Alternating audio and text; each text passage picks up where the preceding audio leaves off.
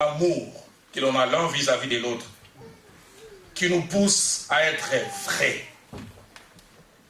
Il ne peut pas y avoir des vrais amours sans véritable transparence.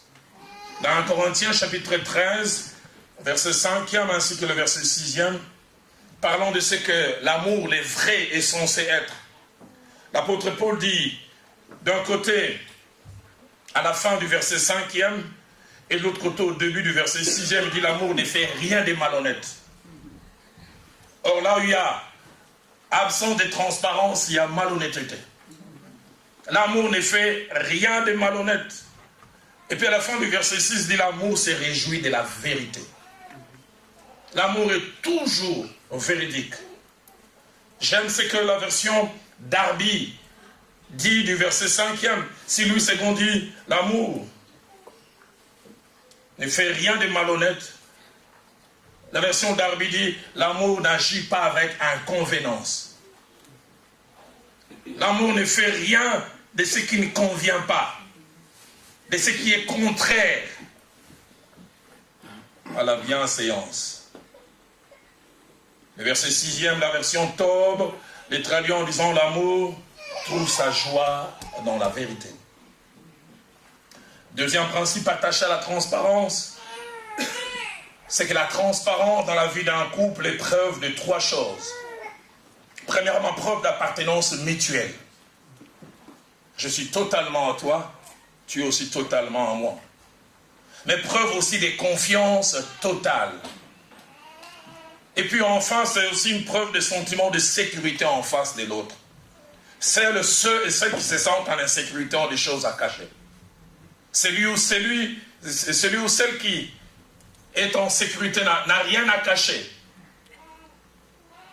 Dans Cantique des Cantiques que nous avons lu au verset 6, au chapitre 6, au verset 3, la partie du début, la Sunamite qui a une relation presque fusionnelle avec son homme proclame cette vérité profonde. Et je prie que ce soit notre partage dans nos couples. Elle dit, je suis à mon bien-aimé et mon bien-aimé est à moi. Je suis à mon bien-aimé et mon bien-aimé est à moi. Quelquefois chez nous, notre bien-aimé est à nous, mais nous, on n'est pas totalement. Je suis à mon bien-aimé et mon bien-aimé est à moi. Parole de vie dit, je suis à celui que j'aime et celui que j'aime est à moi. Toujours Cantique des Cantiques au chapitre 7, au verset 11e, la Sunamite va plus loin et dit, je suis à mon bien-aimé, ses désirs se portent vers moi. Il s'attache à moi. Alors, il y a transparence, donc il y a ces grands sentiments d'appartenance mutuelle, la confiance totale et ces sentiments de sécurité. Troisième principe, autant la présence de la transparence est une bonne chose pour les couples et surtout pour la santé de celui-ci, autant son absence voulue et entretenue, soit par l'un des conjoints ou par les deux, devient une source de fissures du couple, des fragilités de la relation et de l'éloignement. Dès l'instant où on commence à se cacher des choses en quantité et en qualité sans les savoir, vous vous éloignez. Dans Juge chapitre 16 au verset 15 que nous avons lu,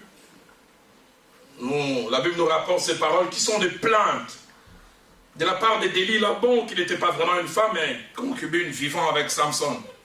Mais déjà à ce niveau, elle réclamait certaines choses. Écoutez ce qu'elle dit. Comment peux-tu dire je t'aime puisque ton cœur n'est pas avec moi? Pourquoi? Parce que Samson lui cachait des choses. Samson ne lui disait pas tout. C'est vrai, elle voulait connaître les secrets de sa force. Mais elle s'est rendue compte que cet homme l'amenait en bateau. Et elle dit, comment peux-tu dire je t'aime puisque ton cœur n'est pas avec moi? Comment peux-tu dire que tu m'aimes et tu me caches certaines choses? Et délibérément. La version parole de vie traduit cela en disant, Delilah lui dit, tu me dis je t'aime, mais tu n'as pas confiance en moi. C'est-à-dire si tu avais confiance en moi, tu t'ouvrirais pleinement et totalement Quatrième principe, sauf situation exceptionnelle et justifiée, la transparence doit être la règle et la norme, non seulement dans un couple, mais surtout dans un couple qui se réclame chrétien. Si déjà dans chaque couple cela est exigé, à combien plus forte raison dans un couple supposé chrétien? Au-delà des trois choses que je venais de mentionner, qui sont derrière le fait de vivre et de pratiquer la transparence, le fait de pratiquer la transparence vis-à-vis de l'autre, font faire ressortir quatre choses. La première, elle fait ressortir l'importance que nous accordons à l'autre. Il est tellement important que je n'ai rien à lui cacher. Deuxièmement, ça fait ressortir la probité morale que l'on a et l'essence du vrai. L'essence de la vérité. Et troisièmement, ça fait ressortir les désirs de partage. Je ne vais pas avoir certaines choses pour moi. Et joie, et les choses moins joyeuses, je voudrais les partager avec cette personne que Dieu a placée à mes côtés. Puis quatrièmement, ça fait ressortir l'aisance que l'on éprouve à être avec l'autre. Je parlerai vers la fin. Combien de fois nous sommes prêts à amener certaines personnes qui n'en ont pas droit dans les précarés de notre cœur, alors que la personne qui partage avec nous toute la vie n'y a pas accès. Quelqu'un d'autre vient t'informer, ton mari, c'est dernier temps, il a beaucoup de soucis. Mais toi qui vis avec, tu n'es pas au courant. Ton mari est préoccupé. Et toi, tu vois un monsieur qui sourit et qui crie devant Barça, Real. Oh! Et quelqu'un d'autre vient te dire, mais finalement, qui est époux, qui est épouse, et qui est ami tout court. Cinquième principe, la transparence, surtout émotionnelle et sentimentale, est très importante. Ça participe même à la santé psychologique. Elle est un bouclier et une protection. Et sur ce plan, la plupart des fois, nous les hommes, nous avons des problèmes. Comme cela, nous mourons d'hypertension, d'ulcère d'estomac, parce que nous avons un coffre-fort rempli de choses. Mais les femmes, elles ont la facilité de se confier. La femme veut des fois un entretien, un moment d'échange pour rien. Ça, c'est psychologiquement. Les psychologues disent que l'homme est, dans son entretien, ça doit être ce qu'on dit en anglais, goal oriented. Un entretien doit avoir un but. Quand madame dit, je veux qu'on parle de quoi?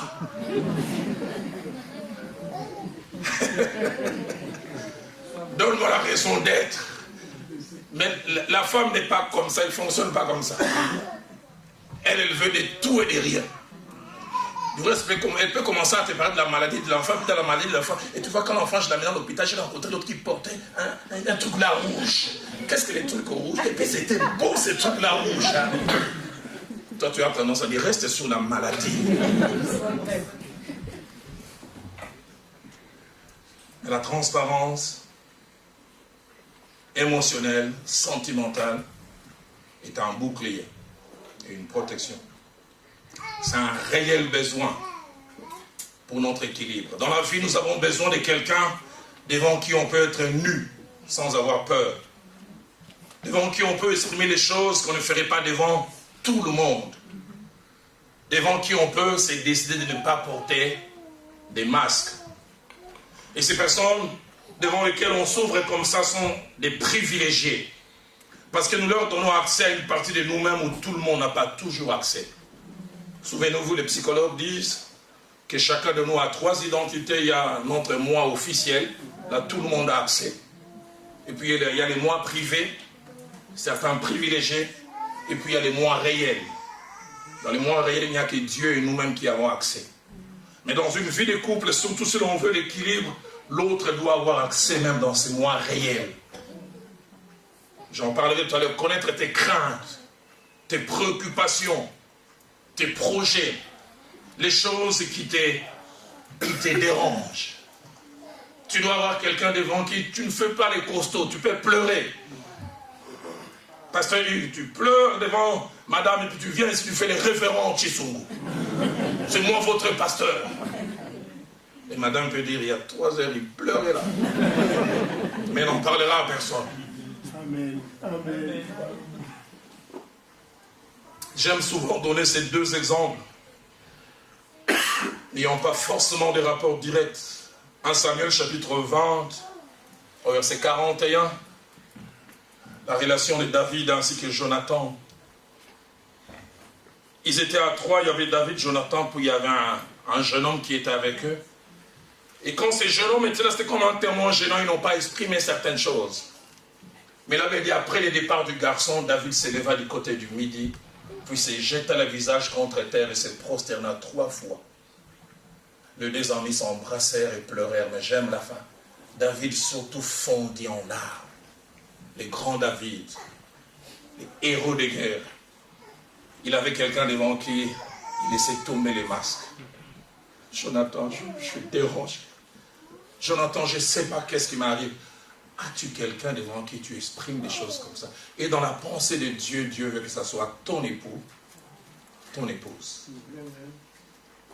Nous le retrouvons aussi avec Jésus-Christ, au soir de sa vie terrestre. Les grands Jésus qui était l'épaule sur laquelle les disciples s'appuyaient. Il les amène à Gethsemane et le grand Jésus enlève les masques. Il dit à ses disciples, mon âme est triste jusqu'à la mort. Priez avec moi, restez avec moi. Cette transparence, elle est très importante. Ils étaient nus et ils n'en avaient point honte. Combien c'est important.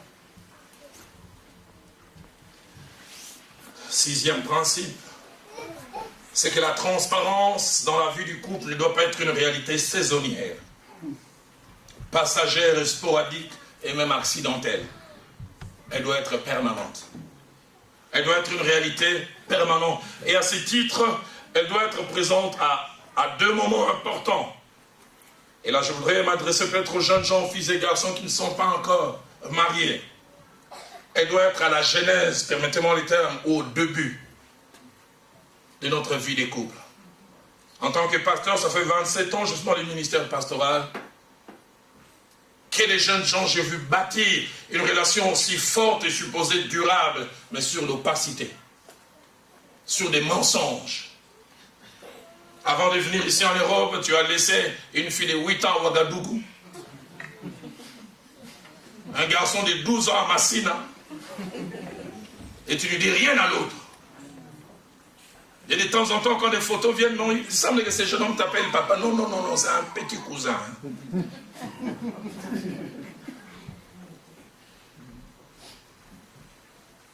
Le mensonge. On ment sur l'identité. J'ai vu des gens prétendre avoir de biens qu'ils n'avaient pas, prétendre avoir un niveau scolaire ou académique qu'ils n'avaient pas, simplement pour se faire important. J'ai vu des jeunes filles, allez, ils tombent sur un jeune homme peut-être qui a bien marché correctement pour que la virginité ait une vertu, alors elle dit, oh, moi j'ai tellement déjà fonctionné, je suis en face d'un saint. Si je lui dis que j'ai beaucoup fonctionné, ça ne va pas marcher.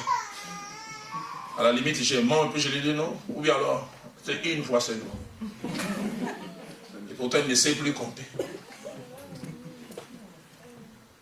Et puis un beau jour, la vérité finit toujours par vous rattraper. Et ça fissure les couples. Ça dérange. Dans 1 Corinthiens, chapitre 3, verset 10, l'apôtre Paul nous encourage, comme des architectes, à construire, mais dit que chacun prenne garde à la manière dont il bâtit. Les fondements sont très importants. Dans Matthieu chapitre 7, verset 24 à 27, Jésus relate cette merveilleuse parabole où il y a 2 bâtisses, 2 bâtiments qui subissent les mêmes attaques extérieures. Mais il montre que l'une de ces bâtisses a résisté Et l'autre n'a pas résisté. Pourquoi? La qualité des fondations. L'une des bâtisses avait comme fondement les rocs et l'autre les sables. Les jeunes gens bâtissaient sur la vérité. Bâtissaient sur la vérité, la vérité. J'aime souvent relater cette histoire. Je me retrouve au mois d'avril 2001. Je viens de prêcher à notre église de la Borne et puis un jeune homme m'a rejoint. Il dit, pasteur, je ne t'ai jamais connu. Je suis arrivé ici il y a 1 année et demie. Tu étais en Nairobi en train de faire ta formation. Mais le message que tu as enseigné m'a fortement touché. Il dit, j'ai quitté le Congo, j'avais 8 ans. Je suis venu m'installer en Belgique. Mais à l'âge de 12 ans, je ne sais pas très bien, par des amis, j'ai découvert ces penchants sexuels de l'homosexualité. Et je commençais à m'y donner. Au départ, c'était un peu comme un jeu. Et puis finalement, je suis devenu, entre guillemets, quelqu'un connu dans ces domaines. Je faisais même ce qu'on appelle les gay pride, les défilés. Tout le monde connaissait cette inclinaison. On dit jusqu'à ce qu'il y a 3 ans, je me retrouve à une réunion un soir, il dit vers 20h, dans une église. Les derniers souvenirs que j'ai, c'est 10 minutes avant 21h. On a lancé l'appel pour ceux qui voulaient accepter Christ comme Seigneur et Sauveur. Je me suis avancé. Et puis plus tard, quand je me suis réveillé, il était 3h du matin. J'avais des habits sales, j'avais des vomissures partout. Et plus tard, quand on m'a montré le film, il semblait que quand j'ai accepté Christ comme Seigneur et Sauveur, je suis tombé, j'ai eu des manifestations démoniaques. Mais lui-même me dira, autant la personne qui était venue à la réunion était fortement attachée à cette inclinaison, mais autant quand je me suis réveillé, c'était un autre homme. Et je comprends quand la Bible dit que quelqu'un est en Christ, il est une nouvelle création. Les choses anciennes sont passées, voici toutes choses sont devenues nouvelles. Il dit, depuis lors, j'ai arrêté ce style de vie. Je me suis débarrassé de tout ce que j'avais même comme gadget. 1 année après, j'ai eu un travail, je suis venu travailler au Congo. Et il dit, ça fait 9 mois, j'ai fait la connaissance d'une jeune fille. Et là, ça fait 3 mois, j'ai même doté. Et dans 3 semaines, on va se marier. Mais pasteur, je n'ai pas trouvé nécessaire de lui parler de cet épisode de ma vie. Je l'ai regardé, je dis, jeune homme, tu as commis une bêtise. Parce que le monde est petit. Et je lui ai rappelé ce principe que le feu Jacques-André Vernon nous partageait. Il dit, si tu as des choses sales dans ta vie, qui doivent être connues, que l'autre les connaisse par ta bouche. Ça te met en position de force. Si l'autre les connaît autrement, et tu es dans une position comme si tu viens te justifier, ça ne fait pas bien. Je n'ai jamais oublié ce que le feu Jacques-André Vernon nous a dit. Il a dit, le mariage, si le mariage a 2 piliers ou 2 jambes, l'une des jambes c'est l'amour et l'autre la confiance. Mais il dit, quand la confiance est rompue, l'amour aussi peut être brisé. Quand je me rends compte que tu m'as caché des choses et qu'il a fallu que je te pousse pour que tu avoues, finalement je me dirais, qu'est-ce qu'il cache encore? Qui exige encore que l'on pousse ou qu'il vomisse les morceaux? Je lui dis, rattrape-toi. J'oublierai jamais le travail pastoral, pas facile. 2 jours après, je me suis retrouvé avec ces 2 jeunes gens. Il n'arrivait pas à parler, il tremblait de tout son corps. J'ai dû l'aider. Même quand j'aurais 100 ans, cils sur cils blancs, cheveux absents, bon, il y en a déjà de moins en moins. J'ai fini de parler. Cette jeune fille s'est levée. Elle a pleuré d'abord, à chaudes larmes. Elle s'est levée, elle a claqué la porte, elle est partie. Le frère s'est retourné vers moi et dit, pasteur, je l'ai perdu. Mais je préfère l'avoir perdu en voulant rétablir la vérité. J'avais mal pour lui. Et je priais avec lui, j'ai dit, si elle est ton épouse, elle va revenir. Si elle ne revient pas. Et 2 jours après, la jeune fille est venue me voir en s'excusant d'abord de comment elle avait réagi. Et même si j'avais mal, ne serait-ce pas respect pour toi, pasteur, je n'aurais pas dû agir ainsi. Je dis, je te comprends. Je t'attendais pas être un entretien normal. Et tu as eu un choc. Et quel choc? Je dis, je t'approuve pas, mais je te comprends. Puis il m'a dit, est-ce que tu peux appeler monsieur s'il peut revenir? Comme il n'habitait pas loin, je l'ai appelé 15 minutes, il était là. La jeune fille le regardant dans les yeux, elle a dit, je vais t'épouser, tu seras mon mari. C'est vrai que tu l'as fait tardivement, mais tu l'as quand même fait. L'initiative est venue de toi. Quelques semaines après, j'ai bénissé le mariage. Ça, c'est l'un des mariages que j'ai béni avec le plus d'émotion. Le marié pleurait, la mariée pleurait, et imaginez-vous, le pasteur pleurait aussi. C'était tellement fort parce que je savais pourquoi. J'étais dans les secrets. Mais la meilleure, c'est 2 mois après. Les frères m'appellent quasiment comme s'ils voulaient casser mes tampons. Pasteur, la vérité est une bonne chose. Je dis, qu'est-ce qui se passe? Alors il s'est mis à m'expliquer. Il dit, on était chez nous. J'étais assis sur le divan et mon épouse avait sa tête là. On était en train de rigoler, puis le téléphone a sonné. De Bruxelles, ici. Quelqu'un l'a appelé. Avec un lingala comme les Quinois savent parler. Toi, tu t'es marié sans poser des questions. Tu sais qui tu as épousé? Ah, je n'ai pas dit la suite. Il a simplement répondu en lingala. Il dit, il était dans ça. Mais il n'est plus. Il dit, la voix a baissé. La réaction de Quinois. Il t'avait tout dit. Il m'avait tout dit. Et les frères, quand ça s'est arrêté, disent, pasteur, supposons que je n'avais pas dit. Il allait se chamailler avec ses cousins. Il ne faut pas toucher à mon homme. Hein? Mon homme n'a jamais fait ça. Puis après, est-ce que toi tu as déjà fait ça? Non, jamais. Parce que celui qui cache une première fois doit cacher une deuxième fois. Et même des fois, toujours. Que le fondement soit la vérité. Mais non seulement que la transparence doit être au début, elle doit aussi être dans la suite. Doit être un style de vie sans relâchement. Et cela me permet de toucher le deuxième point. Quand on parle de transparence, de tout se dire, quand on se pose la question, avons-nous le droit d'avoir un jardin secret? Je veux dire que le terme tout peut avoir plusieurs significations. Qu'est-ce donc que tout se dire? Tout cache trois idées fortes. La première, tout veut dire l'intégralité ou la totalité d'une quantité sans exception. Tout dire. Deuxièmement, tout veut dire l'ensemble d'une chose ou des choses quantifiables sans laisser une. Mais troisième signification de tout, sur laquelle je vais revenir tout à l'heure, tout veut dire quelquefois l'essentiel. L'essentiel d'une qualité. Ce qui est important, ce qui est nécessaire et ce qui est utile.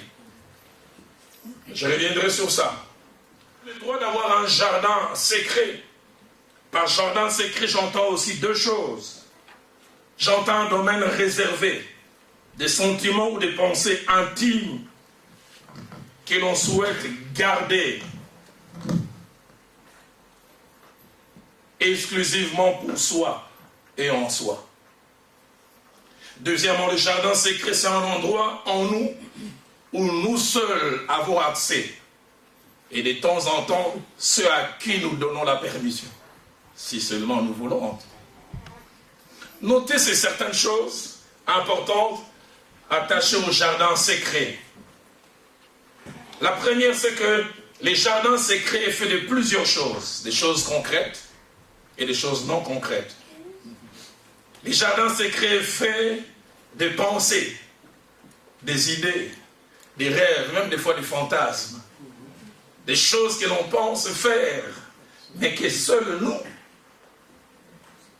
Deuxièmement, les jardins secrets est fait de souvenirs, choses ou situations vécues. Et ces souvenirs peuvent être positifs, tout comme ça peut aussi être négatif. Ces souvenirs peuvent être faits d'erreurs, de manquements inconnus. Vous n'avez aucune idée de cet homme que vous voyez intègre, un grand tricheur à l'école primaire, même des fois depuis l'école maternelle. Mais ça fait partie de ses souvenirs. Voleur à l'internat.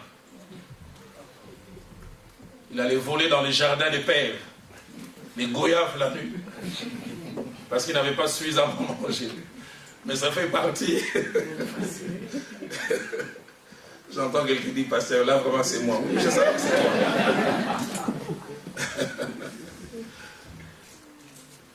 Mais les jardins secrets, ça peut aussi être des sentiments, des regrets, des sentiments, des hontes qu'on éprouve, des besoins refoulés, des sentiments non exprimés, des frustrations, des colères et des joies.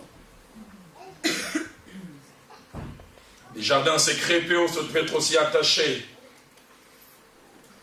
au futur. Tu vis avec, mais elle a peur de mourir. Elle ne te les dit pas. Chaque matin, elle se réveille et se dit, sûrement je vais mourir de la même maladie que ma mère.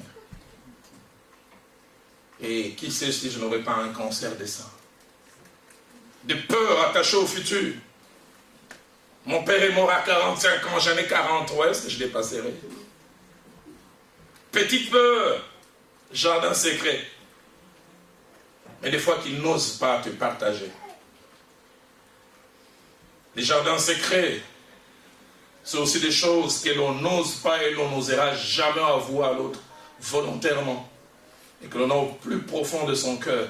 Je toucherai cela tout à l'heure. L'attraction que l'on a pour l'ami de son mari. Quand on les regarde, si je n'avais pas épousé Jean-Jacques, je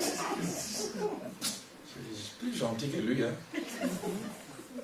Mais tu n'avoueras jamais ça. Les jardins secrets, c'est ces regards que tu as pour la petite sœur de ton épouse. Ah, quand tu la revois, tu revois ton épouse 25 ans en arrière. Et tu te dis comme cet homme, il dit, oh, cet homme, il dit, pasteur, si on ne peut pas manger les fruits défendus, on peut les toucher au moins.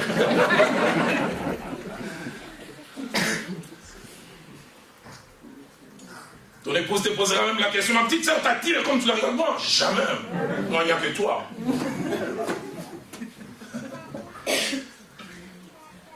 Jardin secret. Et je toucherai ça aussi tout à l'heure vers la fin. Les jardins secrets sont des choses qui ne nous appartiennent pas, mais qu'on nous a confiées. Des confidences, des confessions. J'en parlerai tout à l'heure, des secrets liés à la profession. Deuxième chose attachée au jardin secret, c'est que chacun de nous a un jardin secret. Chacun de nous. Mais avec des périmètres différents. Certains ont un petit périmètre, des centimètres, d'autres des mètres carrés, certains ont des kilomètres carrés, certains ici vous n'avez aucune idée, des hectares. Mais chacun de nous en a. Troisième chose, c'est qu'avoir un jardin secret ne signifie pas toujours mentir, pas forcément. Le fait d'avoir un jardin secret ne veut pas toujours dire mentir. Je reviendrai vers ma conclusion. Quatrième chose, en rapport avec les temps, il y a deux sortes de jardins secrets. Premièrement, il y a des jardins secrets momentanés. Je finirai par le dire, mais c'est secret pour le moment. Je mets de l'argent de côté pour faire une surprise à mon mari les jours de ses 40 ans. Ça ne peut avoir de l'impact que s'il ne sait pas. Mais entre-temps,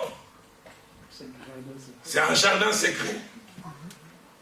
Je fais des économies pour organiser une surprise party les jours de ses 50 ans. Jardin secret.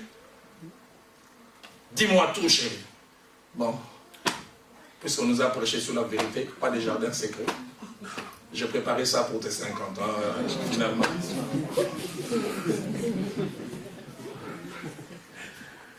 Il y a un jardin secret, mais je dis c'est momentané. Viendra un moment, c'est que l'on a caché, je toucherai ça tout à l'heure, sans idée malveillante. Ça finira par sortir. Mais il y a aussi des jardins secrets définitifs. Et là, la plupart des fois, il y a des mauvaises idées. Des gens qui ont juré, quoi qu'il arrive, je ne dirai jamais ça. Elle n'aura jamais accès à cela. Je toucherai cela tout à l'heure, dans une dizaine de minutes, quand je vais conclure. Cinquième principe, c'est que les jardins secrets peuvent ne pas être un problème, moral ou spirituel, mais il devient le plus souvent à cause de l'intention qui les soutient. Si l'intention est malveillante, un peu comme en droit on parle de l'acte, mais on parle aussi, quand il y a infraction, on parle de l'acte, mais on parle de l'élément moral. Qu'est-ce qui sous-tend? Qu'est-ce qui fait que je ne donne pas accès à l'autre? Si c'est sous-tendu par la malhonnêteté ou la tromperie, alors là ça devient un problème. Sixième et avant-dernier principe, c'est que les gens ont des jardins secrets pour plusieurs raisons. Des fois, la peur de perdre l'estime de l'autre. La peur d'être dévalué. Si je lui fais part de ça, va-t-il me regarder avec les mêmes yeux? Va-t-il me considérer comme il me considère? Son regard vis-à-vis de moi ne va-t-il pas être un regard dévaluant? Et partant de ces définitions que j'ai données sur le tout à dire et sur les jardins secrets, j'aimerais faire mention de quelques vérités qui vont tout à l'heure m'amener petit à petit vers ma conclusion. Et ces vérités répondent à nos deux questions du départ. Les conjoints doivent-ils tout se dire?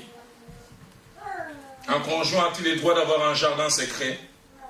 La première vérité, c'est que tout le monde autour de nous n'a pas le droit à la même qualité, à la même quantité d'informations. Tout le monde n'a pas ces droits. Il y a des gens qui en ont des droits, et surtout notre conjoint. J'aime dans 1 Corinthiens, plutôt dans 1 Samuel, chapitre 10, au verset 16. Saül, ce jeune homme qui vient de rencontrer le prophète Samuel, qui lui a parlé de la royauté future.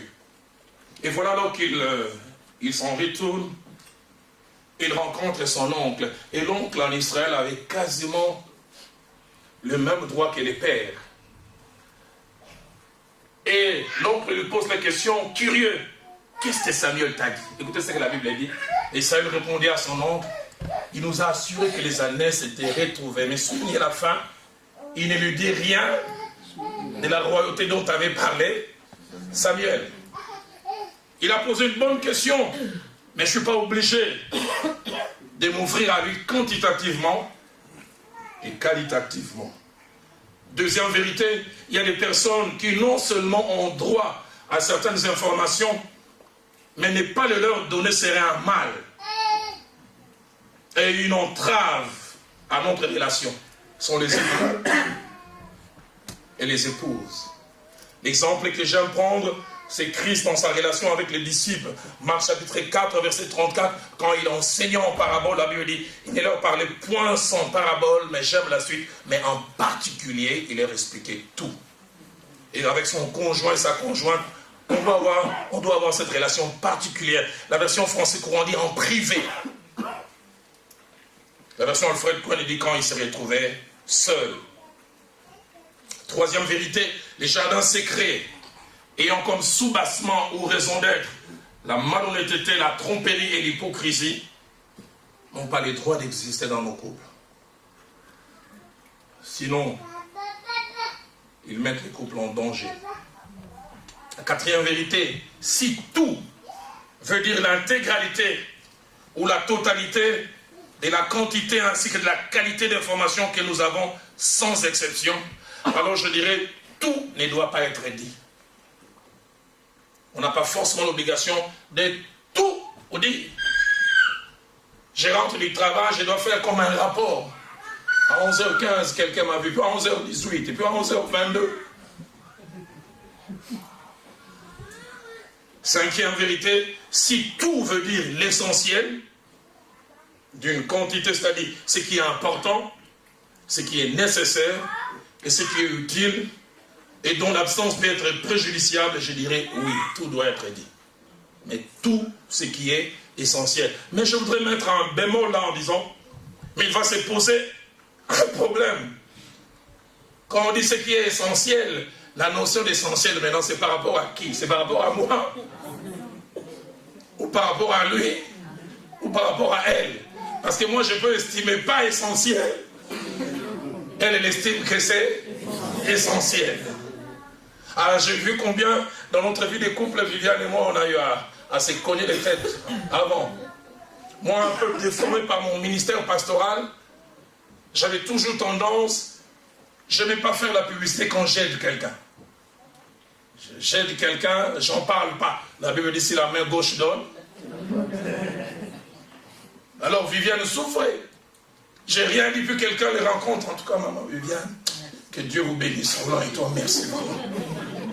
Le pasteur a payé pour moi les minéraux. Toi, tu avais payé les minéraux. Ah, j'avais oublié. Une fois ça passe, mais quand ça devient 10, 15, 20, pourquoi j'estimais que ce n'est pas essentiel? Mais elle estimait que c'est essentiel. C'est le domaine même, on se bat encore jusqu'à aujourd'hui. Elle, quand elle a fait des achats, elle doit me donner les rapports à la virgule près.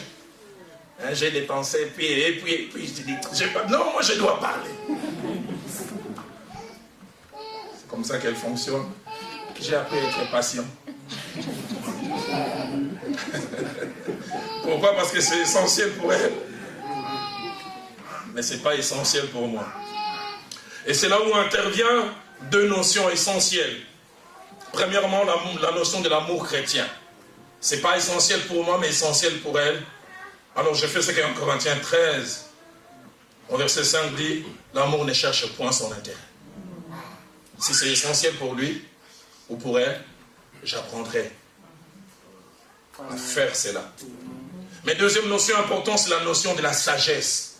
La connaissance que l'on a de l'autre, mais la connaissance appliquée. Qu'est-ce que l'autre aime et qu'est-ce que l'autre n'aime pas. De la même manière, Viviane aime toujours avoir les détails. Moi, comme j'aime pas toujours les détails, des fois elle apprend, écoute, dis-moi simplement, ça s'est bien passé? Oui. Tu as dépensé ce qu'il fallait? Oui. Vous avez encore besoin de combien?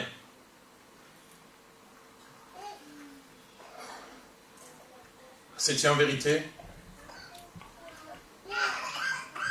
C'est quand c'est le 7e ou 6e? 7e. L'autre doit connaître mes projets, mes craintes, mes rêves et même mes luttes internes. Adam et Ève étaient tous de lui. J'insiste en disant dès le départ, combien de fois les gens connaissent nos craintes et notre épouse ne connaît pas? Connaissent nos rêves, notre époux ne connaît pas. Pourquoi l'autre a-t-il besoin de connaître? L'autre a le droit de savoir à cause de sa position à nos côtés. À cause du rôle qu'il joue. Et à cause de l'apport qu'il peut nous donner. L'autre est notre intercesseur. La quantité ainsi et la qualité d'information que nous lui donnons rendent capable l'autre de nous aider, de nous conseiller, mais de prier pour nous. Parce que Dieu l'a placé à nos côtés pour cela. Un jour, le pasteur Vernon me disait, Roland, même quand tu ne parles pas de tout avec ta femme, apprends à prier avec. Parce qu'elle dit, quand tu pries avec, sans le savoir si tu pries réellement, tu exprimes tes préoccupations les plus profondes, elle peut les connaître sans que tu les lui dises. Mais combien de couples, des fois, ils vivent des vies de prières parallèles. Ils prient presque jamais ensemble. Des fois, c'est dicté à vos horaires assez compliqués. Et puis le tout dernier point, c'est que il y a des domaines où des fois il est difficile, humainement parlant, de partager avec l'autre, bien que moralement c'est bien.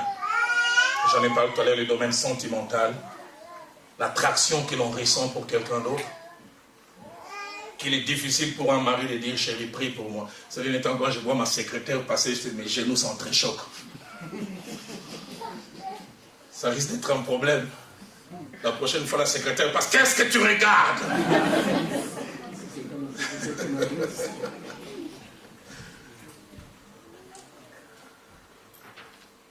Alors, 3 cas exceptionnels où l'on ne peut pas toujours tout dire. 3 cas exceptionnels. Le premier cas, c'est le cas où on est lié par un serment ou un engagement attaché à sa profession. Tu es ma femme, tu es mon mari, mais il y a des choses que je ne peux pas te dire. Je travaille dans les services d'intelligence. Est-ce que je dois venir te faire les rapports? On est en train d'arranger. 25 février, on va tuer Poutine. Il y a déjà 6 agents qui sont à Kiev. Non, toi, tu ne me dis pas tout, tu ne me dis jamais tout. Et puis elle aussi, elle a sa petite soeur. Ah oui. Donc normalement, Didier m'a venu dire à personne. Je t'ai dit seulement à toi. Dès que je perds, parce que c'est difficile à dire. Elle aussi, elle a son intime qu'elle appelle ma copa. On m'a dit, mais non, je laisse, je ne vais pas dire. Et puis ça part, et puis ça part, et puis ça part. Il exerce des fonctions politiques. il est lié par les secrets d'État. Doit-il tout dire?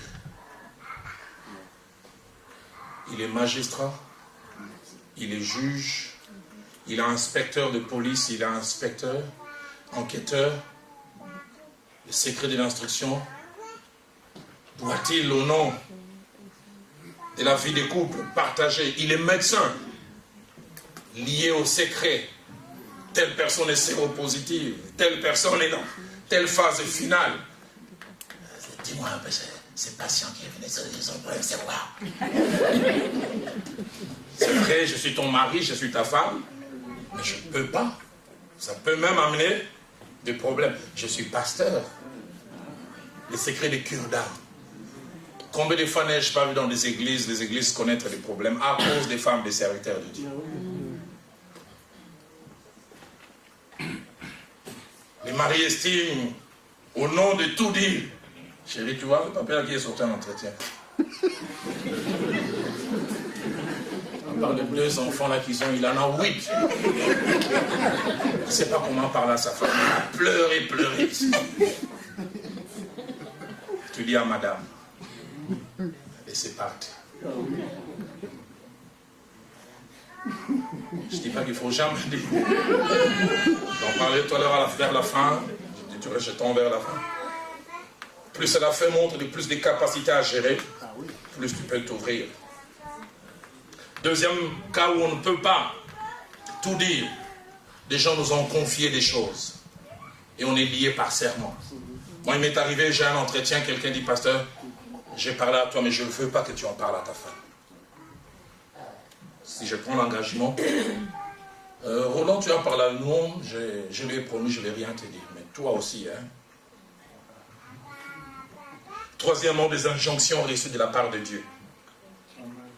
Dieu peut nous imposer un silence sur un point. Daniel chapitre 12, verset 4. Dieu dit à Daniel, toi Daniel, tiens secrète ces paroles.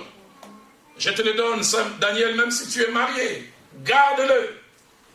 Juge chapitre 16, verset 16 à 17 que nous avons lu. Samson était lié par les secrets comme naziréen. À ne pas parler de certaines choses. Mais quand il est dans la poussée, il a ouvert son cœur, il a parlé des choses qui ne devaient pas faire mention. Mais je peux aussi ajouter un appendice, nécessité momentanée, liée à certaines raisons, et c'est là l'exemple que nous avons lu au départ d'Abigaïl. Dans Samuel 25, 14 à 19, son mari vient de fauter. David a envoyé une délégation pour venir chercher de l'aide. Et Nabal les a rudoyés. Il a parlé durement. Et puis David a décidé que Nabal doit mourir. Et quand on vient apprendre à Abigaïl, quand Abigaïl apprend ça, il connaît son mari. Le but pour lequel je vais poser cet acte, c'est d'éviter que le pire arrive. Mais je sais, si je lui dis, il ne va rien faire. Et nous l'avons lu. Abigaïl a pris des choses, il ne dit rien à son mari. Mais quand on voit les contextes, le but, ce n'était pas de cacher indéfiniment. Je veux essayer d'aller désamorcer cette bombe. Et puis je reviendrai lui dire, je fais ça, j'ai assumé. Et je conclus, avant de laisser un petit moment d'intervention, 3 choses à éviter en matière de transparence qui déciment les couples. La première des choses, c'est cacher à l'autre délibérément et intentionnellement des choses qu'il avait droit et qu'elle avait droit de savoir. Parce que comme je l'ai dit, si il ou elle finit de savoir par un autre canal que nous, cela crée un problème énorme. Délibérément, avec de mauvaises intentions, je ne veux pas lui dire, la confiance est rompue. Or, la confiance est très nécessaire dans la vie du couple. C'est cette croyance spontanée ou acquise à la valeur morale ou aux vertus d'une personne qui exclut d'imaginer la tromperie. Elle est très importante. C'est crédit accordé à quelqu'un qui enlève toute méfiance ou doute vis-à-vis de la personne, elle est très importante. J'aime ce que Proverbe 31, verset 11, parlant de la femme dite vertueuse, il dit, le cœur de son mari a confiance en elle. Et ça doit être vice-versa. Deuxième chose à éviter dans la vie des couples, dans le domaine de la transparence cachée à l'autre, délibérément, intentionnellement des choses jusqu'à la mort. Jusqu'à la mort. Et là, c'est nous, la spécialité de nous les hommes. J'ai 3 fois assisté à des deuils qui ont failli se transformer en bastonnade. Une femme qui a accompagné son mari 6 mois sur les lits de l'hôpital, qui a souffert avec. Les jours où le mari meurt, les gens se mettent à pleurer, à part les 4 enfants qu'ils avaient. Ils voient 3 certifiés, 5 copies certifiées conformes du mari qui entre dans la parcelle avec une maman qui pleure. Et il semble que tout le monde, les oncles, savaient, sauf elle. Et celle qui devait avoir la douleur pour son mari, elle m'a dit, pasteur, si on me donnait une chicotte, je vais les frapper. J'ai vu cette femme était devenue indifférente. Alors que c'était l'os de ses os et la chair de sa chair. Et déjà, j'en veux aux morts. Je me souviens quand on est allé au cimetière, il dit, pasteur, s'il m'était permis, j'ai envie de cracher. Et de l'injurer, le coup à poids. Menteur. Homme, faisons sortir les dossiers secrets. N'attendons pas. Tu veux rendre l'âme, tu n'as même pas les noms complets. J'ai un enfant qui s'appelle Ya. Tu dis, ça finit par quoi?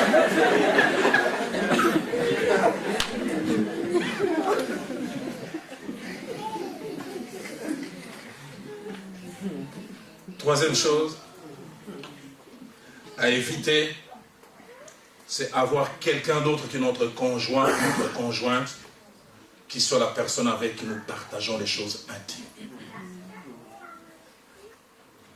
Combien ça fait mal à une épouse de voir qu'il y a quelqu'un qui a droit, comme je dis, au précaré, plus qu'elle. Combien ça fait mal à un homme de savoir qu'il y a quelqu'un.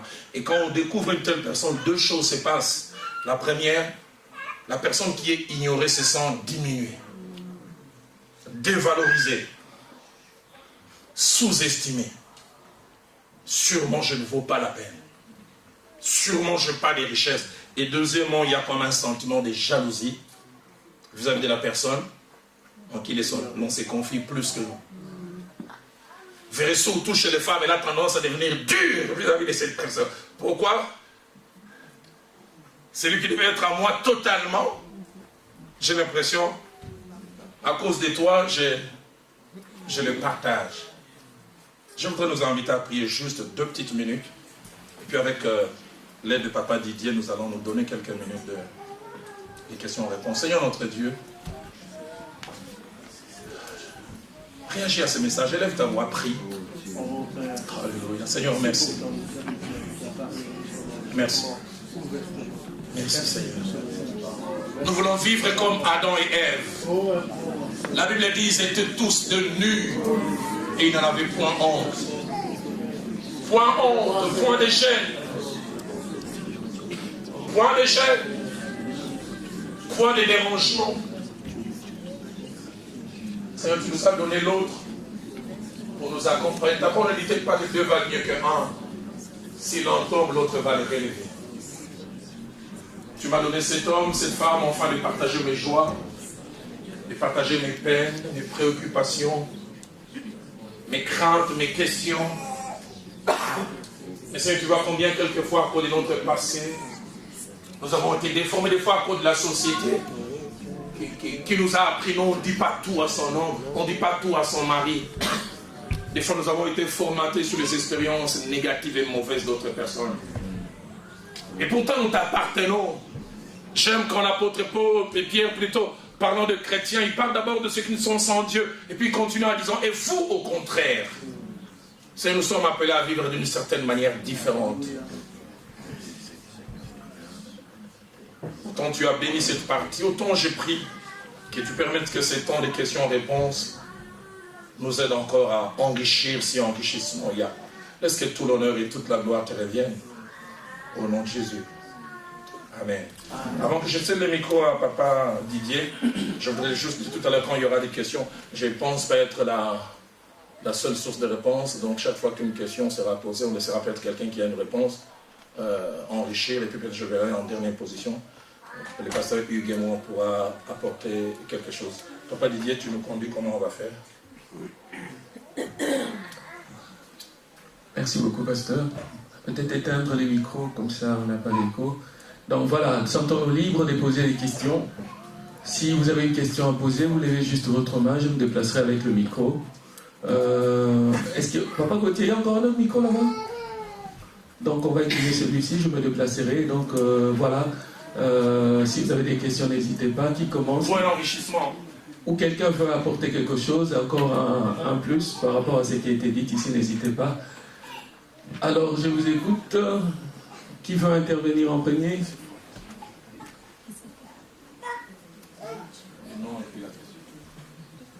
Il n'y a pas de petites questions. Moi, je veux. Oui. Les noms de la question. Voilà, je suis le frère Mich et j'aimerais poser une question au sujet de secret familial. Parce que j'ai vu une fois dans un film qu'il y a des secrets comme ça qu'on confie qui restent dans la famille. On ne sait pas dire à son conjoint ou sa conjointe. C'est souvent des secrets qui sont graves, je ne sais pas. Voilà, c'est la question. Et alors vous répondez à pasteur, vous répondez à... Je suis les deux. Vous répondez après ou bien... On va prendre trois questions et puis quatre, vous répondez... les quatre, c'est bien. Ok. Si Deuxième question. Vous voyez, c'est une question très très importante qu'a posé le frère Mich. Donc voilà, toutes les questions sont vraiment importantes. Le deuxième... Alors, comme je l'ai dit tout à l'heure, je veux d'abord savoir est-ce que quelqu'un a-t-il un apport par rapport à cette question que Mich a posée? Quelqu'un pense intervenir, réagir? Qui veut nous aider? Y a-t-il quelqu'un? Oui, vas-y. C'est monsieur Costaud, je l'ai connu, il avait 8 ou 9 ans à l'école d'hymne. C'est notre bébé à l'école d'hymne de là-bas. Non, mais bon, par rapport au secret de famille, je pense, ce qui me vient à l'esprit, en premier lieu, c'est le fait que quand vous vous mariez, vous devenez une seule personne, selon la parole. Et je pense qu'il y a des secrets qui sont lourds à porter, et qu'en partageant avec l'autre, on peut psychologiquement, voire spirituellement, se débarrasser de ce fardeau lourd pour nous. Je suis marié depuis près de 10 ans, et je pense que si ma belle famille a des secrets, ils ont des secrets de famille, je les respecte. Je ne suis pas demandeur de connaître nécessairement. Mais si je les apprenais par d'autres personnes, je me sentirais par exemple exclu de la famille. Je me dis, si j'appartenais, s'ils avaient réellement pris le temps de m'adopter, ils m'auraient confié ce secret-là. Mais je pense aussi qu'il faut donner du temps. Vu la lourdeur parfois de l'événement, donc il peut s'agir ici de l'inceste, il peut s'agir des lourds fardeaux. Mais le temps fait que, bon, comme dit le verset que le pasteur Mogo dit, le fer aiguise le fer.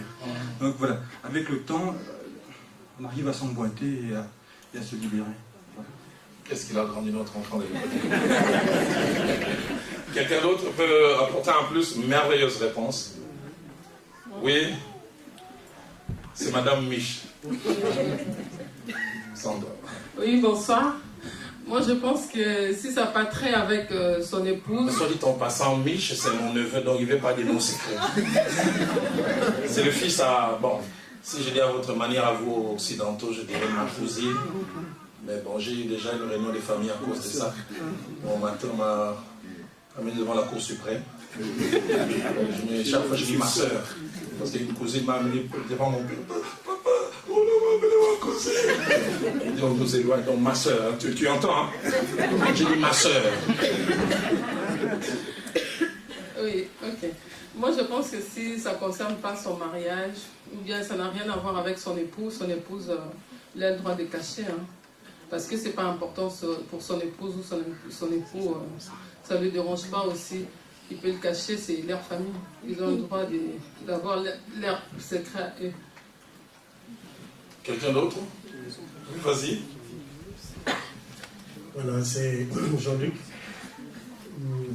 Je pense que par rapport à la même question, bon, c'est vrai que les avis sont différents selon Vas-y, exprime ton avis, l'importance. Moi, je pense que les secrets d'une belle famille sont parfois intéressants à partager en couple. Pourquoi, justement, un peu en allant dans le sens que mon frère a abordé. Moi, j'ai connu la même chose. Donc, il y a des choses qu'il y a eu dans la famille de mon père pour lesquelles j'ai pu prier parce que maman m'en a parlé. Et ça n'a pas été pour une mauvaise raison, mais c'était pour m'orienter dans la prière par rapport à... Et je pense que pour orienter les enfants et la progéniture dans la prière, il y a des choses qui seraient quand même intéressantes que le conjoint sache. C'est un dernier point. Il y a d'un côté des choses qu'il faut coûte que coûte partager. Il y a peut-être aussi des choses. Alors je reviens sur les définitions qu'on a données tout à l'heure en disant quand on parle de tout. On a dit tout ne veut pas dire forcément toute la quantité, et tout ce que l'on peut. On a dit tout c'est l'essentiel, ce qui est utile, ce qui est important. Et par rapport à ça aussi, je pense les secrets familiales, les choses qui sont importantes, il est bon que l'autre, parce que comme Eric l'a dit, on commence à faire un tout, l'autre doit connaître ces choses. Un non tel, il y a eu une relation incestueuse, tel on l'a attrapé un jour, un sorcier, tel on le soupçonne de ne pas être bien, telle chose s'est passée. Il est bon que l'autre les sache. J'insiste sur des choses nécessaires, des choses importantes, mais d'autres choses qui ne sont pas, qu'on estime ne pas être nécessaires. Mais il a aussi touché à un point important, je pense qu'il faut préparer aussi l'autre dans la prière, parce qu'il peut y avoir des informations qui peuvent faire très très mal. Je ne connais pas tous les parcours de ma belle famille, mais mon épouse a eu de temps en temps, elle me dit voilà les parcours que nous avons eus, et moi-même aussi, je lui en parle et fais attention à telle personne, quand tu vas chez telle personne, fais attention, ne te comporte, et ça c'est moi qui dois. Et des fois, au départ, je donne des informations codées, certaines fois des restrictions sans information, mais plus le temps passé, j'allais au-delà des restrictions. Écoute, je t'empêche de faire telle chose.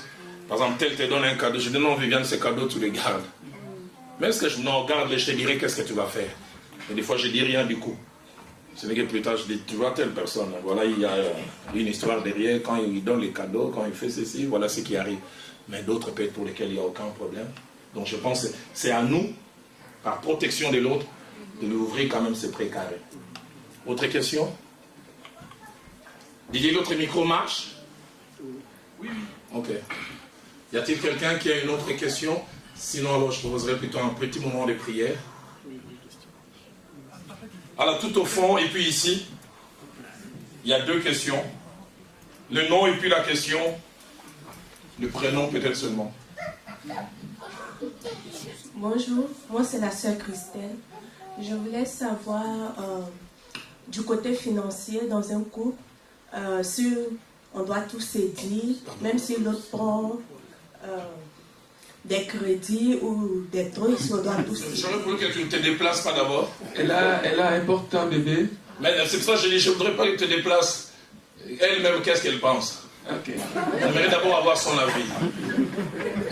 Bon, pour moi, je pense qu'on doit tout céder du côté financier. Okay. Et même si tu dois prendre de l'argent pour aider ta famille, au moins ta femme peut être au courant. On doit tout céder, mais je ne sais pas trop à ce niveau, donc je voulais vraiment... Merci. Non, j'ai retenu la question, je voulais simplement avoir votre avis.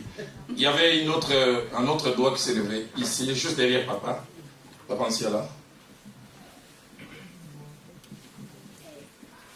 Le prénom et puis la question. Bonjour. Bonjour, moi, mon frère David. Donc, j'aimerais avoir un éclaircissement, parce que tout à l'heure, on a eu la discussion avec mon frère Hugues. En tout cas, je l'ai fait part de cela. Donc, à supposer que dans ma famille, donc, j'ai connu quelqu'un, par rapport à ce que vous avez prêché hier, plus précisément. Donc, quelqu'un qui ne m'aime pas, que je sais, qui ne m'aime pas ou qui n'aime pas ma femme. Est-ce que dois-je le dire à ma femme? Si oui, mais dans quelle mesure et à quel niveau? Encore une question?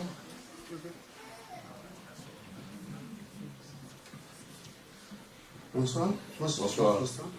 Les frères? Faustin. Ok, merci Faustin, vas-y. Ma question est celle-ci. Je dois tout dire à mon conjoint, mon conjoint, autant du fait que certaines vérités pourraient créer des problèmes par rapport à ma famille. d'autres familles disent que, par exemple, non, mais ça va moi Sinaï.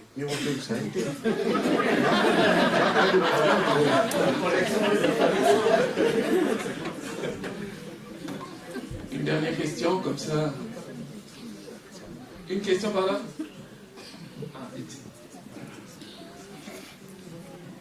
C'est intéressant les questions.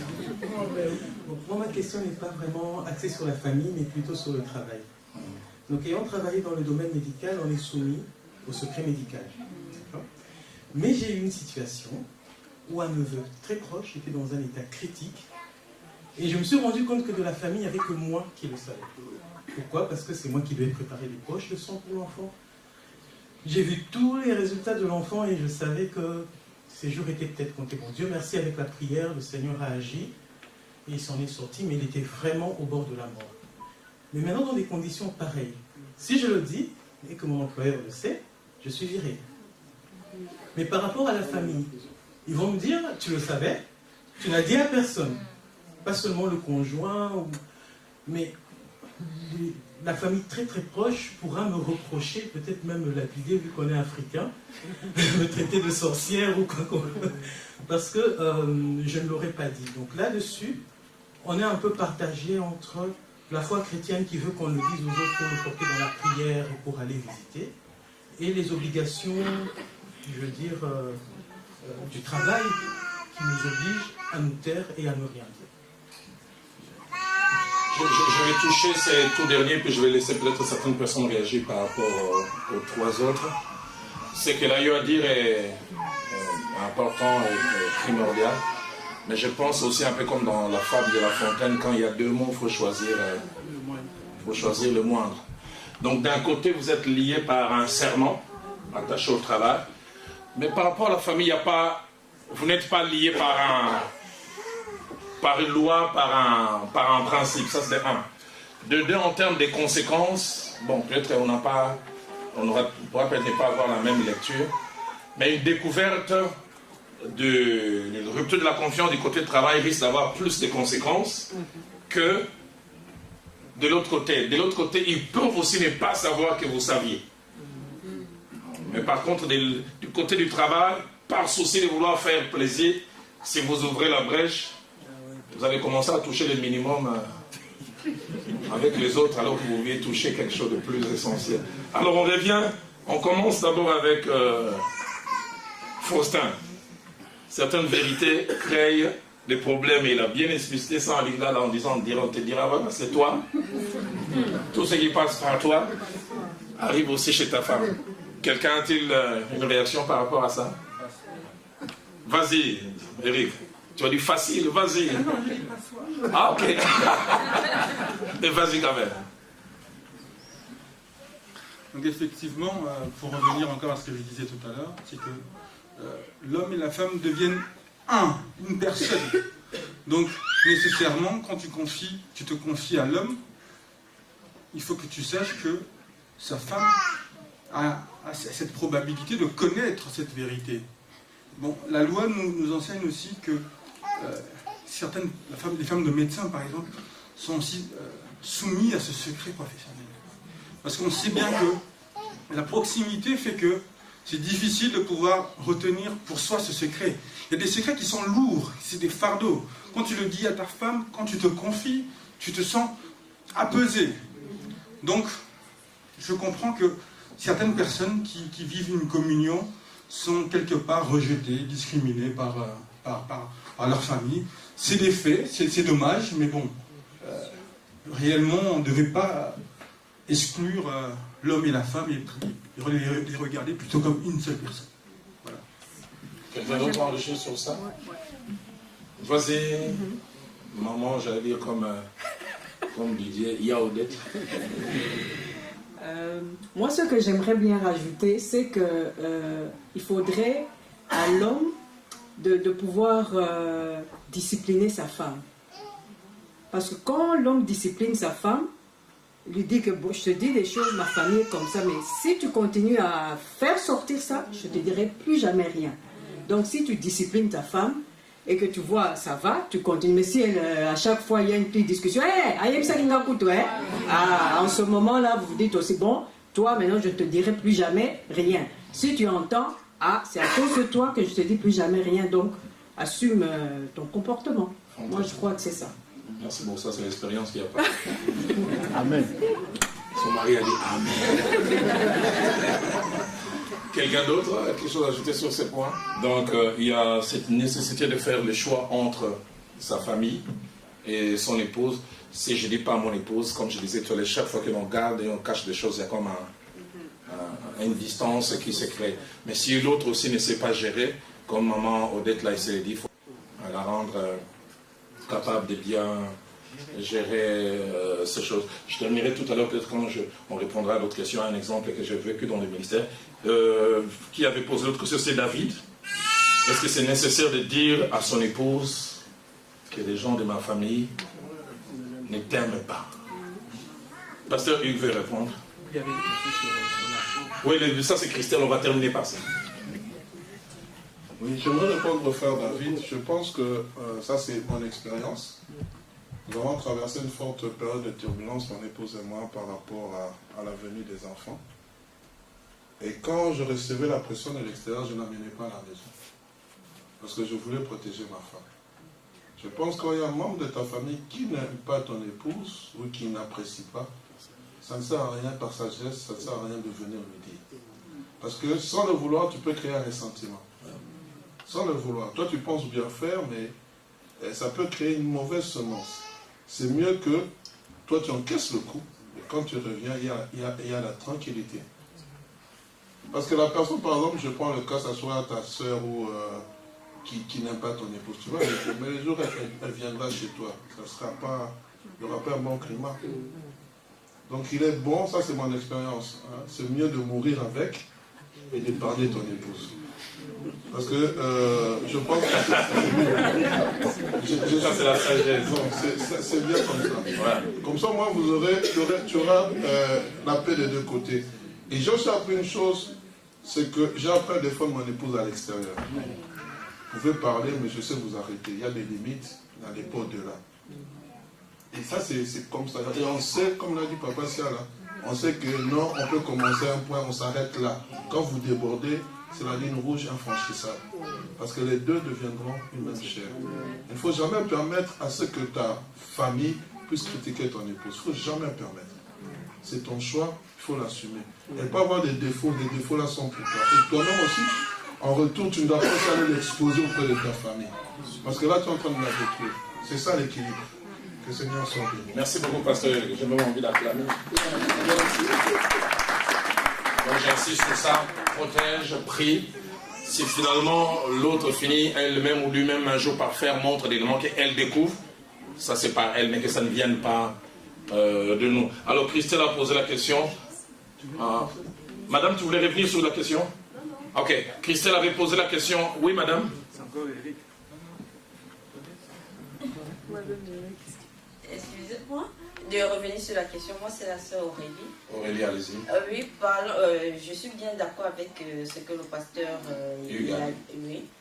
Mais le fait de cacher aussi certaines choses, ça ne permet pas aussi à la femme de pouvoir. Parce que s'il me le dit, moi, je saurais aussi diriger mes prières.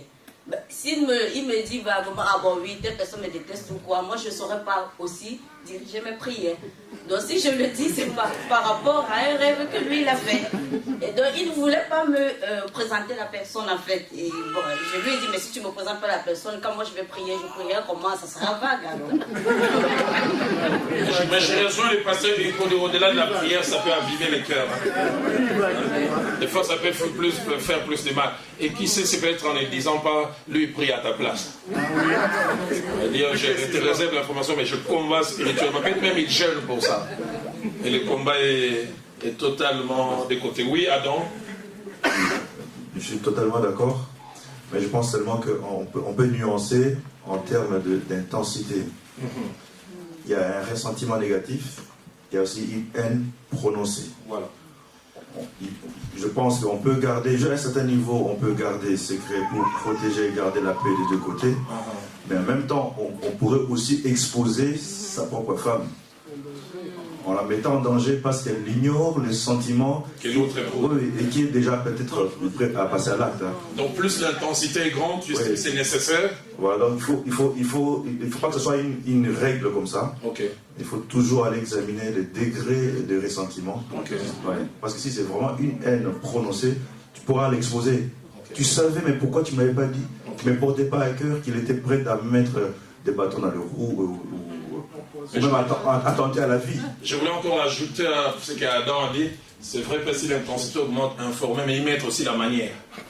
Parce que si tu le fais aussi de la mauvaise manière, tu finis ses lèvres, il prend une machette, elle va le faire en dégâts. Tu sais, elle t'aime pas, mais notre Dieu est fort, ma chérie.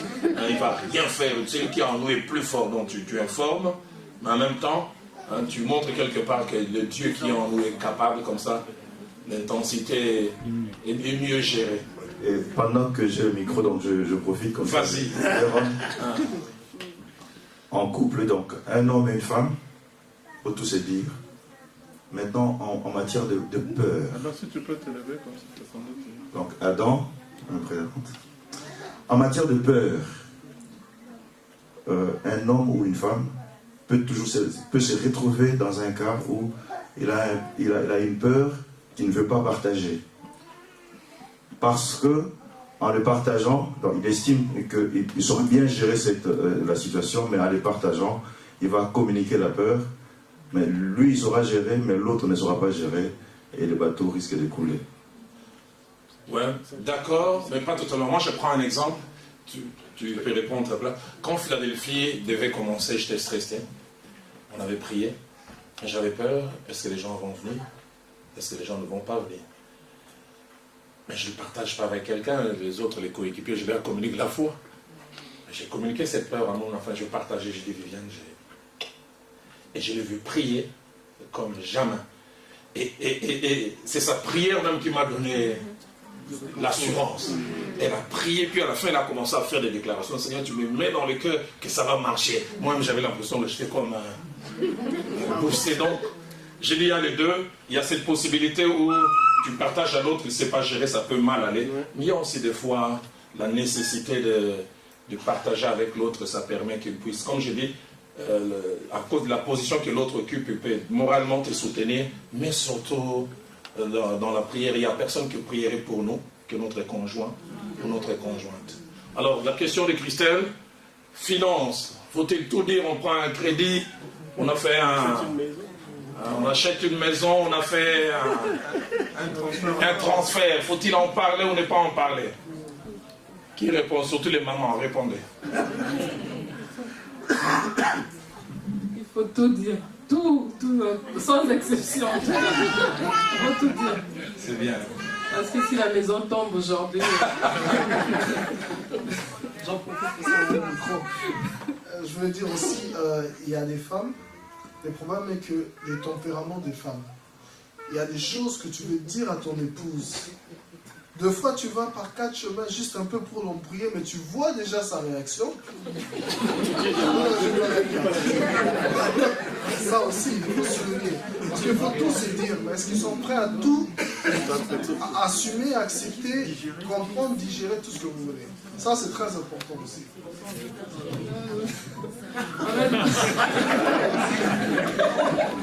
Moi, je pense qu'on est un couple. Nous sommes un couple, on n'est pas pour rien. En fait, on n'est pas un couple pour rien. Bien évidemment, quelle que soit l'intensité ou quoi, on s'en fout. On doit tout se dire, rien se cacher. Même si on fait cadeau à quelqu'un, la moindre des choses, c'est de nous dire, même si elle peut s'énerver, mais après, ça ne va pas tuer votre couple. Ça ne sert à rien de cacher. Moi, je me posais plutôt la question. Je pense les finances, c'est encore un peu plus facile chez nous en Afrique de cacher. Chez vous, maintenant, ça devient de moins en moins évident. Avec vos cartes bleues, et donc tout ce que l'on fait, l'autre ne peut que d'une manière ou d'une autre. Il y avait un compte commun. Ah, ok. Ah, d'autres n'ont pas de compte commun. C'est facile, non? Ok. Pasteur, vous terminez peut-être, puis... Pasteur, il voulait réagir. Moi, je pense que c'est question de transparence et de confiance. Comme notre soeur est en train de dire, moi, j'imagine mal une personne allant prendre un crédit et ne rien dire à sa femme. Ou en tout cas, j'imagine mal. Surtout si on est enfant de Dieu, Il y a des gens qui le font. Et si vraiment vous aimez votre épouse, avant même d'aller prendre le crédit, vous venez partager. Lui dire, voilà, nous sommes peut-être dans une situation de difficulté financière où j'aimerais prendre un crédit pour telle chose. Parce qu'au cas où vous n'arrivez pas à rembourser le crédit, tôt ou tard, ça va se savoir. C'est-à-dire que le huissier viendra saisir les biens. Vous pouvez être pris seul, mais du moment où vous habitez avec la personne, même elle aussi, on peut prendre ça sur son salaire. Et c'est encore mieux de lui dire qu'elle puisse apprendre, comme le pasteur l'a dit, de la bouche d'une autre personne. Moi, je pense aussi, deuxième des choses, en matière de transparence de salaire. Les salaires, oui. Okay. Il est même bon. dans ce domaine aussi. Oui, il faut en parler.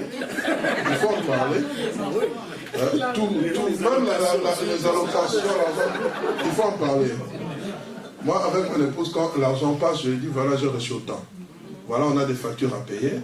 D'autres n'en parlent pas. Je ne sais pas. Voilà ce que je fais avec, voilà ce que je fais avec, voilà ce... Bon, elle ne demande pas les détails près. Elle aussi, elle fait de même. C'est comme ça que nous fonctionnons. Chacun a son compte, j'ai le mien, elle a le sien, mais on fonctionne sur base de confiance. Quand même j'ai de l'argent qui n'arrive pas du compte où ça n'a pas été viré, je lui dis, voilà, j'ai reçu telle somme qui m'a été donnée, voilà ce que j'en ai fait. Même si, de toute façon, mon épouse ne me demande jamais. Si c'est moi qui viens, je lui dis. Je lui dis, voilà, j'ai reçu telle somme. Je pense que ça mène une clarification. Je me souviens un jour, ça je le dis peut-être comme ça, j'avais fait un transfert à ma soeur qui était allée aux États-Unis, qui n'avait pas d'argent. Je ne lui avais pas dit, mais le coupon était resté. Comme ça arrive souvent.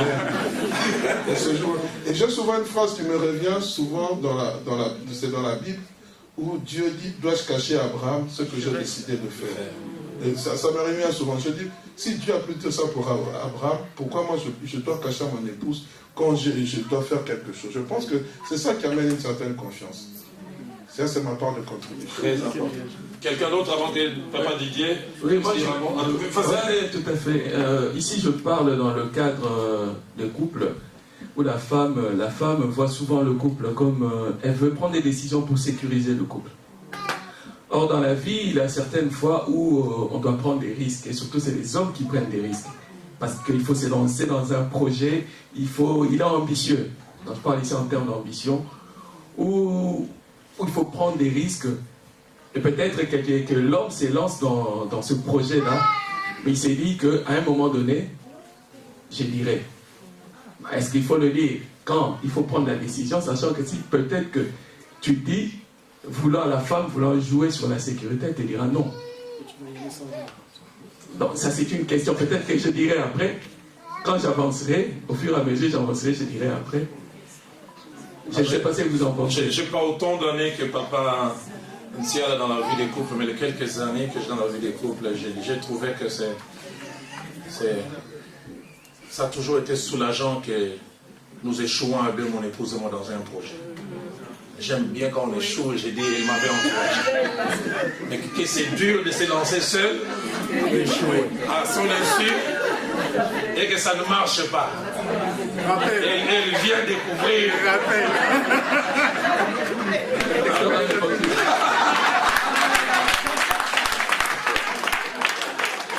Les échecs qu'on a connus à deux, c'est relaxant. Et des fois même tu peux dire, c'est elle qui a incité qu'on fasse, non? Mais quand tu as fait à son insu et que ça n'a pas marché, des fois il te dit rien, tu regardes simplement. Il faut dire, tu vois là où tu nous as amenés. Donc maman Christelle, on veut dire, l'idéal serait vraiment qu'on fasse tout ensemble, la transparence, surtout dans le domaine financier. Et le pasteur Hugues en a parlé, ça peut amener toutes sortes de conséquences. Tu t'es engagé seul et puis finalement, ça redevient, c'est un problème à nous deux. Je peux être saisi, j'ai suivi des cas que j'ai gérés à Paris comme ça, où on est même en train de vouloir saisir une maison qu'ils sont en train d'acheter ensemble, simplement parce que quelqu'un s'était engagé seul. Et puis le pasteur Hugues a parlé, il y a toujours une petite maladresse. Tu as fait un transfert en Afrique, tu n'as pas dit à l'autre, il est en train d'arranger les pantalons pour amener, puis il découvre un petit coupon. Ça fait pas bien. Et puis, il vient te poser la question, dépasse sans avoir vu. Toi, tu avais envoyé de l'argent en Afrique, non. Et c'est ça, c'est quoi? Et quand on t'a coincé, finalement, tu montres le CD, donc il y a des choses qu'il ne me dit pas. Qu'est-ce qu'il dit qu'à part ça, il n'y a pas autre chose? Et comme je disais, quand la confiance est rompue en famille et dans la vie des couples. Ce n'est pas toujours évident. Je voulais terminer avec cette expérience que j'ai connue dans les travails ministériels. Papantia, là, on parlait un peu. J'ai un couple que j'ai accompagné à l'église là-bas. J'étais tout jeune dans les ministères. Et puis ils sont allés suivre les merveilleux enseignements au ministère de combat spirituel. Ils avaient 32 ans de vie de couple. Et puis là, on leur a obligés de faire table rase du passé. Et puis comme ils tenaient écoute à ce que ça se fasse devant un serviteur de Dieu, je les ai accompagnés. 38 ans de vie commune. Ah, je n'oublierai jamais. Le mari a commencé à dire, tu vois, quand on était à Il-est-Beau, ta voisine là, j'ai triché avec maman et tombé tout. J'ai la voix de la regarde.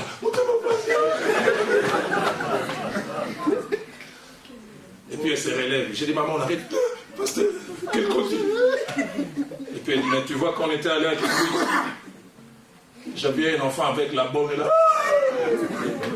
Quand elle est tombée, je suis allé dire au papa, il en reste combien? Il dit 8. Je dis, arrêtons là. J'ai dit, sinon il va mourir.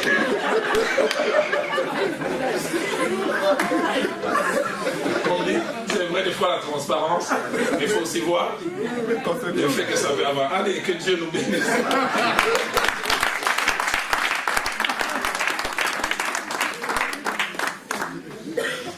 Gloire au Seigneur. Est-ce qu'on peut prendre juste peut-être 2 minutes où nous allons prier, chacun avec son partenaire, sa partenaire. En tout cas, pour ceux qui ne sont pas mariés, je sais que vous êtes dans la salle, vous allez vous marier prochainement. Donc nous allons prier maintenant ici, pour ne pas aller avoir à prier à un endroit, vous deux. Sinon vous allez prier dans le quick. Donc nous allons prier maintenant. Alors chacun rejoint sa partenaire et nous allons prier ensemble. Peut-être tu veux venir, on va prier. J'ai envie de te demander pardon pour plusieurs choses. On répare à 0. Alléluia. Gloire au Seigneur. Amen, amen, amen. Je vais éteindre le micro.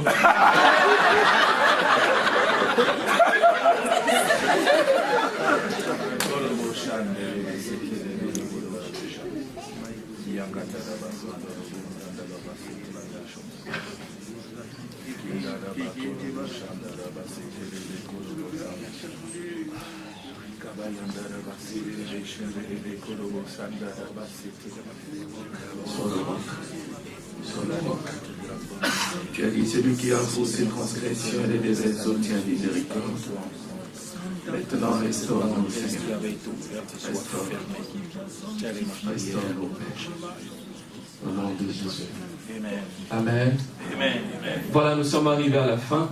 Je vais demander au pasteur Hugues Arnaud de nous recommander entre les mains du Seigneur. Amen. Magnifique réunion, n'est-ce pas? Amen. Et que Dieu soit béni. Nous allons nous tenir debout pour clôturer ce moment. Alléluia. Éternel, merci. Merci parce qu'aujourd'hui, tu as voulu dévoiler, Seigneur, certaines choses qui sont cachées, ou des choses qu'on ne connaissait pas, ou qu'on ignorait. Merci pour ton orateur du jour, Père, que tu as voulu envoyer. Je ne crois pas qu'il y ait un hasard. Alors que ton serviteur Didier avait préparé ce sujet qui était combien intéressant, mais tu as voulu, Seigneur, nous envoyer, Seigneur, ton serviteur pour le donner. Nous voulons d'abord le bénir. Lui, son épouse, ses enfants, ainsi que son ministère, le ministère auquel tu l'as appelé. Je suis en train, Seigneur, de demander ta grâce. Renouvelle encore l'intelligence, renouvelle en lui l'onction nécessaire pour qu'il continue, Seigneur, à faire le travail. Et surtout, Père, garde-le pour qu'il soit un modèle pour plusieurs. Seigneur, se tenir dehors de cette chair, c'est certes un privilège, mais c'est aussi une responsabilité, Père, Dieu de gloire. car Père éternel, il doit être un modèle. Et nous voulons qu'il prêche, Seigneur, ce qu'il vit. Et Seigneur, et non qu'il prêche les choses qu'il ne vit pas. Seigneur, préserve-le, qu'il soit toujours fidèle à son épouse. Nous avons entendu Papa Serre dire qu'il a 75 ans de mariage. Seigneur, nous voulons aussi qu'avec Maman Viviane, qu'ils atteignent de longues années, Seigneur, de vie de couple.